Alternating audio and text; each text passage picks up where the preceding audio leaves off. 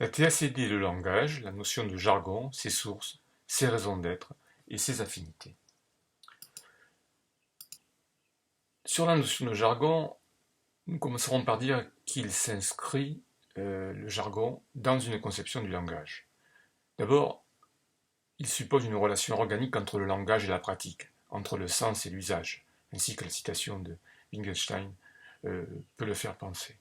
Cette attention à l'usage, dont parle Wittgenstein, prend sa distance avec une conception représentationnelle de la connaissance pour développer une vision inférentialiste de la connaissance, pour laquelle la signification d'un concept dépend des inférences concrètes, matérielles qu'il permet de produire. Donc le langage est organiquement social. On ne peut comprendre une expression, ou plus généralement un système d'expression, par exemple un jargon, sans le référer à la pratique sociale, au jeu social, comme aurait dit Elias ou Bourdieu. Quelques éléments de caractérisation d'un jargon. D'abord, plus généralement, pourrait-on dire, le langage est fait de jargon.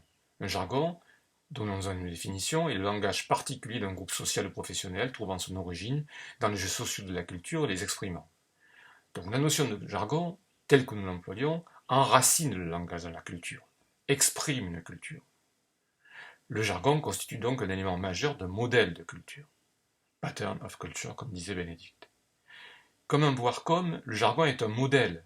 Il constitue donc le jargon, un voir comme, un modèle construit par les membres du groupe eux-mêmes. Ce jargon leur permet de parler leur pratique. C'est donc un modèle pour parler la pratique. Enfin, le jargon est dialogique. La maîtrise d'un jargon suppose être capable de poser des questions pertinentes, d'y répondre de façon pertinente au sein d'une situation donnée. Elle suppose aussi la compréhension du problème que ce dialogue exprime. Un autre point important est le suivant. Le jargon est organiquement lié à la notion de style de pensée. Selon Fleck, un style de pensée, c'est une disposition pour une perception dirigée. Il constitue donc à la fois une manière de penser et de percevoir au sein d'un collectif de pensée. C'est cette dialectique entre jargon et style de pensée qui construit les modèles de culture que nous évoquions ci-dessus. Jargon et style de pensée sont en dialectique aussi bien dans le didactique lui-même que dans la construction d'ingénierie didactique. Le travail de tout professeur peut se comprendre comme l'institution dans un collectif d'élèves d'un style de pensée jargon qui produit peu à peu des modèles de culture. Et donc, les professeurs et les chercheurs qui travaillent conjointement à la production d'un dispositif didactique déterminent, eux, progressivement ensemble, ce style de pensée et ce jargon spécifique. Le développement d'une ingénierie coopérative l'amènera ainsi, dans l'élaboration d'un style de pensée et du jargon qui exprimera celui-ci, à fonctionner comme un collectif de pensée. Considérons un exemple, un premier exemple issu de la thèse de Tracy Blanc. Travail de thèse qui analysait d'un point de vue didactique une séance CLIL dans le secteur LANSAD. LANSAD, c'est la langue pour spécialistes d'autres disciplines dans le supérieur. L'exemple concerne les interactions entre 4 étudiants qui travaillent dans un mini-groupe et participent à une discussion dans laquelle ils présentent des protocoles pour mesurer le diamètre d'une balle de tennis. Driss, en gris, propose de fixer la balle de tennis entre 2 équerres et ensuite de mesurer la distance entre les 2 équerres. Frédéric, en bleu, réagit à cette description et propose une alternative. Instead of putting the set squares like this, why don't you put it like this? Paul, portant une casquette, doute de l'intérêt de la proposition de Frédéric. If you do this, you have to know the center of the ball. Quand on étudie cet exemple, on voit comment ces énoncés, dans cette forme dialogique, expriment certains éléments du jargon de l'incertitude de la mesure. Ainsi, ce n'est pas le terme set square, équerre, en tant que tel qui fait du jargon, mais set square en relation avec un style de pensée essentiel à la pratique de la mesure scientifique. On voit aussi comment, syntaxiquement, ce paragraphe exprime certains éléments du jargon de l'incertitude de la mesure. Les questions sont révélatrices de la rigueur et du doute qui caractérise la pratique scientifique de la mesure et qui s'exprime précisément par ce jargon. Autrement dit, un jargon est bien plus qu'une terminologie, car il inclut une compréhension nécessairement dialogique du contexte de la pratique, du milieu dans lequel elle s'inscrit et qui lui donne sa forme. Un second exemple est fondé sur les travaux d'une ingénierie, de la physique anglais chimie, FANCH, coordonnée par Carole Lehenaf et Alain Jameau, sur l'enseignement de la physique en anglais en classe européenne. Les activités conçues au sein de ce collectif, constitué de professeurs, de chercheurs, de formateurs, doctorants, inspecteurs, ont porté sur l'enseignement de la physique-chimie en anglais en lycée. Il s'agit de travailler à la compréhension de concepts de physique-chimie tout en apprenant des formes spécifiques et précises de l'anglais, des éléments de certains jargons de la physique des ondes. Les premières réunions du collectif ont fait émerger un questionnement sur la constitution du problème. Questionnement suivant: qu'est-ce qu'une onde en physique-chimie? Comment la décrire? Et à quels éléments de langage en anglais, à la description de quel phénomène physique est-elle associée? Lors d'une réunion, une vidéo en anglais sur les ondes, produite par des connaisseurs pratiques du domaine, un professeur MIT, a été étudiée collectivement, après avoir été travaillée individuellement en amont de la réunion. Les notes de travail qui figurent sur cette diapo ont été prises sur une interface partagée pendant une réunion du collectif. Elles montrent les prémices d'une conception commune de ce qu'est une onde. Ce travail correspond au processus de savantisation décrit par Lefebvre. Ici, il s'agit de construire un fond de connaissances communes dans un certain domaine. Plusieurs mots ou expressions sont évoqués pour qualifier une onde: onde électromagnétique, onde électrique, gamma waves, perturbation, wave, radiation, rayonnement, etc. Sur ces notes, on voit un début de questionnement sur la traduction de wave et de onde.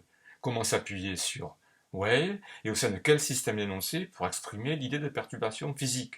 Est-ce que la traduction de radiation par rayonnement serait plus pertinente que le mot onde, étant donné la récurrence du mot radiation dans les énoncés de la vidéo, notamment dans les éléments du jargon de la description du phénomène?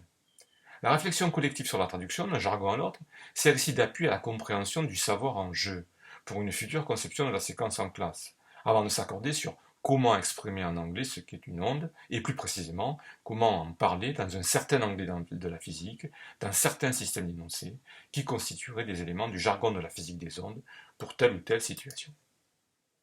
Le dernier exemple s'appuie lui aussi sur les travaux issus d'un Léa, ACE, Bretagne-Provence, ici, dans le travail de Sophie Geoffredo-Lebrun.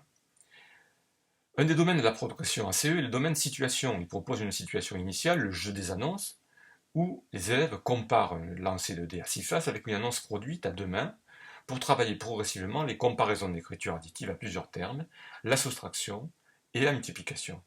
La comparaison d'écriture additive, d'écriture mathématique, n'implique pas nécessaire des stratégies de calcul. Il suffit certaines fois d'observer pour les comparer. Par exemple, on le voit ici, 8 plus 4 plus 1 et 2 plus 8 plus 4. On peut dire 8 plus 4 plus 1 est différent de 8 plus 4 plus 2. On voit tout de suite qu'il y a une différence de 1. Ça saute aux yeux. Les élèves peuvent donc comparer immédiatement. Pour le collectif d'ingénierie, il y a donc nécessité de faire travailler les élèves sur cette stratégie de voir comprendre immédiatement la différence entre deux termes, sans passer par le calcul.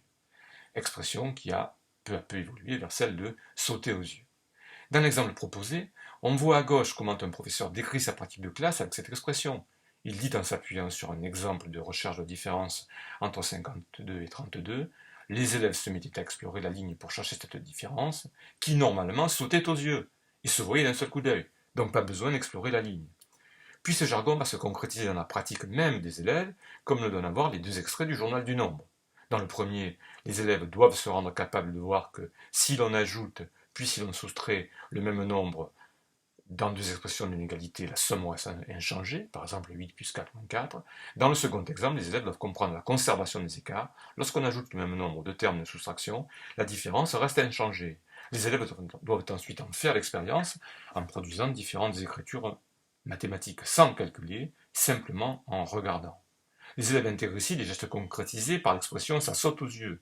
Ce jargon se retrouve donc dans deux collectifs, dans l'ingénierie pour décrire une pratique et dans la classe.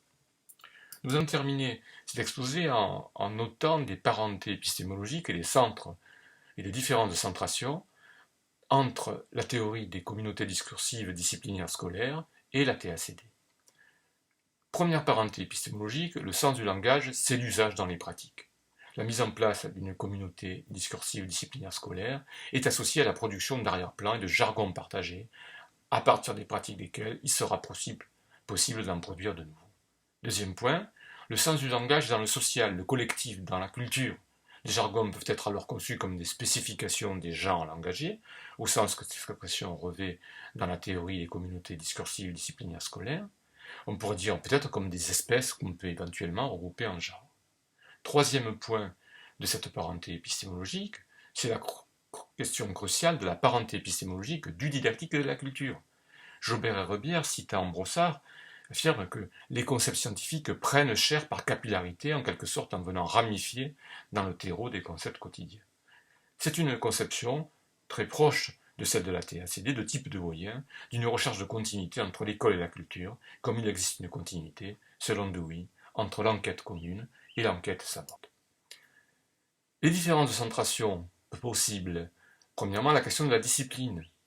Jobert et Rebière disent que nous sommes conscientes de l'ambiguïté du dé de disciplinaire dans la mesure où, à l'intérieur de chaque discipline, sont mises en œuvre des discours et des pratiques spécifiques des objets. Il y a donc une forme de risque d'hypostase, d'abstraction de la notion de discipline qu'il faut combattre. Une deuxième différenciation, c'est la question cruciale de la parenté épistémique du didactique et de la culture. Il y a un épistémocentrisme possible de la didactique.